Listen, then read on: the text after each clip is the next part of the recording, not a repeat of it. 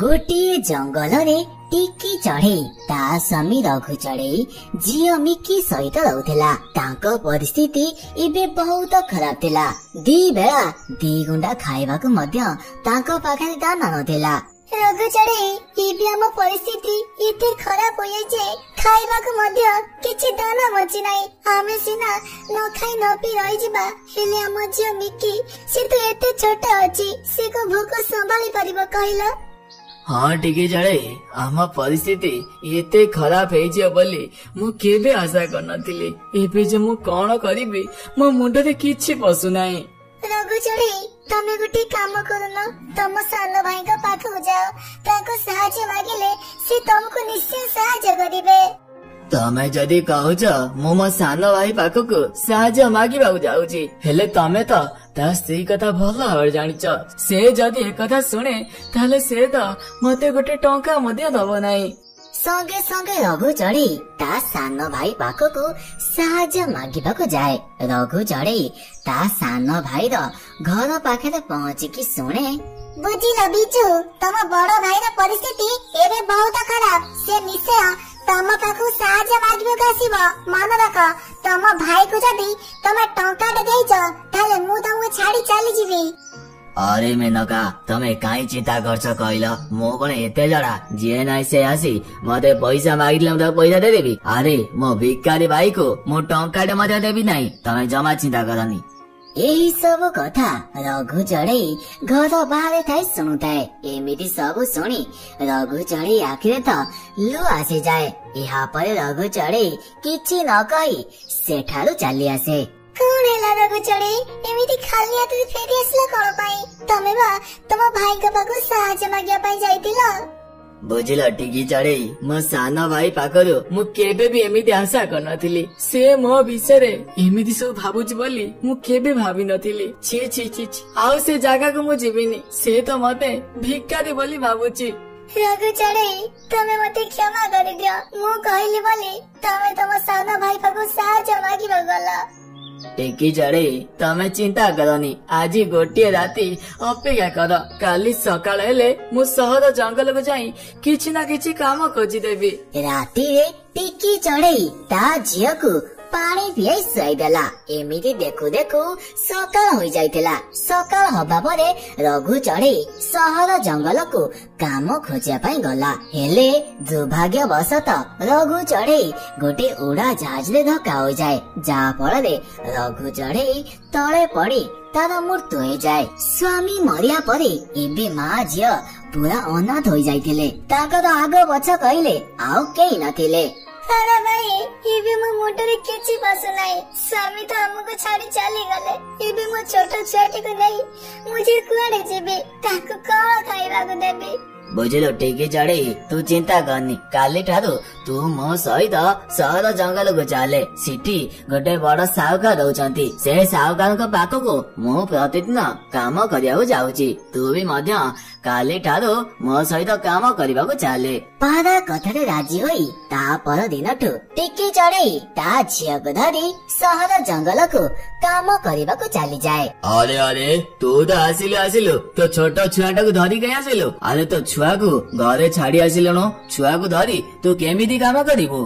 क्षमा कर दिया तो साहुकार मो छुआटी बहुत छोट अछि। ताको एकला घरे छाड़ी आसी पाइले नाही। हेले आपण चिंता करतुनी। काली ठारू मु मो झियो को घरे छाड़ी के आसीबी। हो आउ जमा डेरी करनी। जा से बड़ा काम करे सबु इटा को धरी छात ऊपर नहीं जा। टिकी चढ़े आउ बेसी समय नष्ट न करी सबु इटा को धरी छात उपरु नहीं जाउथेला। एपटे चिल्लो साहुकार आनंद रे ताଳ ସଜ ବସି ଖାଉଥିଲେ।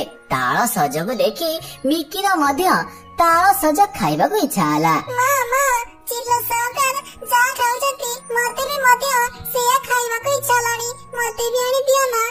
ନାଇଁ ମିକି ସେ ଭଲ ଜିନିଷ ନୁହଁ। ସେ ଜିନିଷ କେବଳ ବଡ଼ ଚଢ଼େଇ ମାନେ ଖାଆନ୍ତି। ତୁ ଛୋଟ ଅଛୁ ତୁ ଏବେ ସେ ଜିନିଷ ଖାଇପାରିବୁନୁ। ଏମିତି ଏମିତି କହି ଟିକି ଚଢେଇ ତା କାମରେ ଲାଗିଯାଏ। ଚିଲ ସାହୁକାର କିଛି ତାଳ ସଜ ଖାଇ ବଞ୍ଚି ଯାଇଥିବା ତାଳ ସଜ ଗୁଡିକୁ ବାହାରେ ଫୋପାଡି ଦିଅନ୍ତି। ସଙ୍ଗେ ସଙ୍ଗେ ମିକି ତଳେ ପଡିଥିବା ତାଳ ସଜ ଗୁଡିକୁ ଖାଇବାକୁ ଲାଗେ। ମିକିକୁ ତ ସେ ତାଳ ସଜ ବହୁତ ଭଲ ଲାଗେ।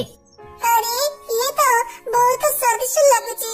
ମୁଁ ଯଦି ଆକୁ ନେଇ ଆମ ଘର ପଛେ ଲଗେଇଦେବି ତାହେଲେ ଏଥିରୁ ଗୋଟେ ବଡ ଗଛ ହବ। ଆଉ ସେ ଗଛରେ ଏ ଫଳ ଫଳିଲେ ମୁଁ ସେ ଫଳକୁ ଆଣି ଖାଇବି।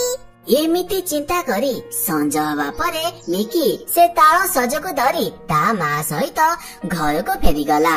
ମିକି ଏ ତାଳ ସଜକୁ ବାହାରେ ଫୋପାଡ଼ି ଆସେ। ଏଥିରେ କଣ ଗଛ ଉଠିବ କହିଲୁ? ନାଇଁ ମା, ମୁଁ ବାହାରେ ଫୋପାଡ଼ିବିନି। ମୁଁ ଜାଣିଛି ଏଥିରୁ ଗୋଟେ ଗଛ ଉଠିବ। ମିକି ସେ ତାଳ ସଜକୁ ନେଇ ତାଙ୍କ ଘର ପଛପଟେ ଗୋଟେ ଗାତ ଖୋଳି ପୋତିଦେଲା। ଏମିତି ଦେଖୁ ଦେଖୁ ସେ ରାତି ପାଇଁ ତା ପରଦିନ ସକାଳ ହୋଇଯାଇଥିଲା।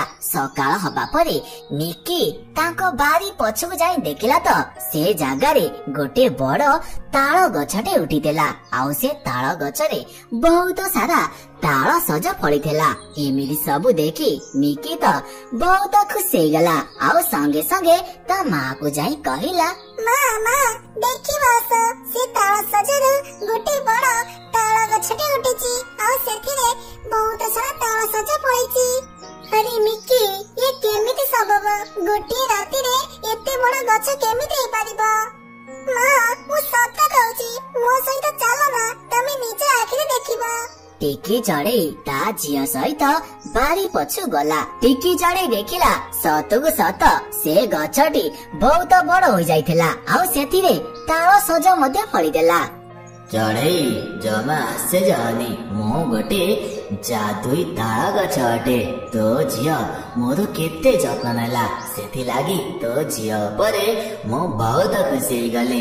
ଆଜିଠାରୁ ତୁ ମୋ ଗଛରୁ ଯେତେ ଇଚ୍ଛା ତାଳ ସଜ ତୋଳି ନେଇପାରିବୁ। ସଙ୍ଗେ ସଙ୍ଗେ ଟିକି ଚଢେଇ ସେ ତାଳ ଗଛ ଉପରେ ଚଢି ସେ ଗଛରୁ ତାଳ ସଜ ତୋଳିବାକୁ ଲାଗିଲା। ଟିକି ଚଢେଇ ଦେଖିଲା ଯେ ସେ ଗଛରୁ ଯେତେ ବି ତାଳ ସଜ ସେ ତୋଳୁଛି ସେ ଜାଗାରେ ପୁଣି ଥରେ ତାଳ ସଜ ଫଳି ଯାଉଛି। ଏମିତି ଭାବରେ ଟିକି ଚଢେଇ ସେ ଗଛରୁ ବହୁତ ସାରା ତାଳ ସଜ ତୋଳି ନେଲା। ଆଉ ସେ ତାଳ ସଜ ଗୁଡିକୁ ନେଇ ଜଙ୍ଗଲକୁ ବିକ୍ରି କରିବାକୁ ଗଲା। ଟିକି ଚଢେଇ ତାଳ ସଜ ବିକ୍ରି କରି ବହୁତ ସାରା ପଇସା ରୋଜଗାର କଲା। ଏମିତି ଭାବରେ ସେ ମା ଝିଅଙ୍କ ଦୁଃଖ ଆସ୍ତେ ଆସ୍ତେ କରି ଦୂରେଇବାକୁ ଲାଗିଲା। ବୁଝିଲ ବିଜୁ ଚଢେଇ, ସେ ଟିକି ଚଢେଇ ତ ଦିନ ପରେ ଦିନ ଧନୀ ହବା ଲାଗିଛି। ତା ନିଜ ପାଇଁ ଗୋଟେ ପକ୍କା ଘର ମଧ୍ୟ କରିଦେଇଛି। ହଁ ମେନକା, ମୁଁ କାଳେ ଶୁଣିଲି ଭାଉଜର ଘର ପଛରେ ଗୋଟେ ଜାଦୁଇ ତାଳ ଗଛ ଉଠିଛି। ଆଉ ସେ ତାଳ ଗଛରୁ ଭାଉଜ ଯେତେ ତାଳ ତୋଳିଲେ ମଧ୍ୟ ସେଥିରେ ପୁଣି ତାଳ ଫଳୁଛି। ଆଚ୍ଛା ଆଚ୍ଛା, ତାହେଲେ ଏମିତି କଥା। ନହେଲେ ଗୋଟିଏ ଗଛରୁ ଏତେ ତାଳ କୋଉଠି ଆସିବ? ବୁଝିଲ ବିଜୁ, ଆଜି ରାତିରେ ତା ତାଳ ଗଛକୁ ଯାଇ କାଟିଦବା। ତାପରେ ତ ଟିକି ଦେଇ ପୁଣି ଥରେ ଗରିବ ହେଇଯିବେ। ଏମିତି ଯୋଜନା କରି ରାତି ହବା ପରେ ସ୍ୱାମୀ ସ୍ତ୍ରୀ ଦୁଇ ଜଣ ଗୋଟେ କୁରାଢି ଧରି ଟିକି ଚଢେଇର ତାଳ ଗଛ ପାଖକୁ ଯାଆନ୍ତି। ଆଉ ଯେମିତି ସେମାନେ ତା ତାଳ ଗଛକୁ କାଟିବାକୁ ଯାଉଥିଲେ ସେ ତାଳ ଗଛଟି ବହୁତ ଲାଗିଯାଏ। ଆଉ ସ୍ୱାମୀ ସ୍ତ୍ରୀଙ୍କୁ ବହୁତ ବାଡେଇବାକୁ ଲାଗେ। ଏମିତି ଶବ୍ଦ ଶୁଣି ଟିକି ଚଢେଇର ନିଦ ଭାଙ୍ଗିଯାଏ। ଟିକି ଚଢେଇ ବାହାରକୁ ଆସି ଦେଖେ ତ, ଆରେ ବିଜୁ ଆଉ ମେନକା, ତମେ ଦୁଇ ଜଣ ଏଠି କଣ କରୁଛ? ବୁଝିଲ ଚଢେଇ, ଏ ଦୁଇ ଜଣ ମତେ କାଟିବାକୁ ଆସିଥିଲେ। ସେଥିଲାଗି ରାଗିକି ଏ ଦୁଇ ଜଣକୁ ମୁଁ ବହୁତ ବାଡେଇଲି। ଟିକି ଦେଇ ମତେ କ୍ଷମା କରିଦିଅ। ଆମ ଦ୍ୱାରା ବହୁତ ବଡ ଭୁଲ ହେଇଗଲା। ତମ ତାଳ ଗଛକୁ ନା ଆମକୁ କ୍ଷମା କରିଦବ। ସେ ତ ବାଡେଇ ଆମ ହାଡ ଗୋଡ ସବୁ ଭାଙ୍ଗି ସାଇଲାଣି। ଟିକି ଚଢେଇର ସେ ଦୁଇ ଜଣଙ୍କ ଉପରେ ଦୟା ଆସିଲା। ଟିକି ଚଢେଇ ତାଳ ଗଛକୁ ତାଙ୍କୁ କ୍ଷମା କରିବାକୁ କହିଲା। ଏହା ପରେ ସ୍ୱାମୀ ସ୍ତ୍ରୀ ଆଖି ବୁଜି ସେଠାରୁ ଚାଲିଗଲେ।